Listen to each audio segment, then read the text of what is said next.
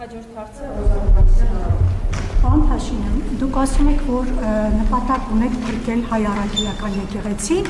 եւ բարենորոգել։ Հիմա իմ մոտ բնական հարց է հնչում, դուք չեք ուզում հայ առաքելական եկեղեցին փրկել օրինակ Ադրբեջանի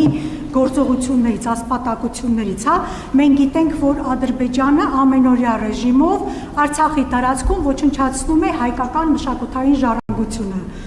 Թե ձեր գործողությունները միտված են նրան, որ եկեղեցուց այդ սեփականությունը Արցախի եկեղեցիների խլվի եւ ավելի հեշտությամբ ադրբեջանցիները այդ գործողությունները իրականացնեն, ավերեն մեր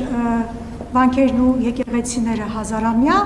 եւ հայ առաքելական եկեղեցին հայց էր ներկայացրել միջազգային դատարան Շուշիի կանաչ ժամի հետ կապված դուք խոսում եք հայցերը հետ քաշելու մասին, փաստորեն եկեղեցին հայցեր է ներկայացրել, արդյոք սա նշանակում է, որ ձեր հակասությունը իրականում սա է հենց կաթողիկոսի հետ, եւ եթե հայցերը հետ չվերցնի եկեղեցին, ինչ եք անելու։ Հայաստանի եւ Ադրբեջանի հարաբերություններում կան բազմաթիվ հարցեր եւ այդ հարցերը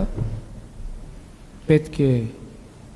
անդրադարձ ունենան խաղաղության գործընթացում։ Մենք կենտրոնացած ենք խաղաղության եւ միջպետական հարաբերությունների հաստատման մասին համաձայնագրի ստորագրման եւ խաղաղության հետագա ինստիտուցիոնալացման վրա։ Եվ մենք բոլոր հարցերը դիտարկում ենք այս տրամաբանությամբ եւ այս առաջնահերթությամբ։ Ինչ վերաբերվում է ոչ պետական, ոչ միջպետական հայցադիմումներին, դրա հետ կապված ես որևէ մեկնաբանություն չունեմ։ Դուք գիտեք, որ կա կարգավորում խաղաղության համաձայնագրում միջպետական հայցերի վերաբերյալ եւ այդ կարգավորումները ուժի մեջ կմտնեն ստորագրումից եւ ավերացումից հետո։ Իմ վեճը կաթողիկոսի Կտրիչ Ներսիսյանի հետ այն է, ինչի մասին ես հրապարակային խոսել եմ։ Ես ընդհանրապես թաքուն վեճեր չունեմ։ Վեճի ամբողջ իմաստն է նա, որ վեճը, բանավեճը հրապարակային։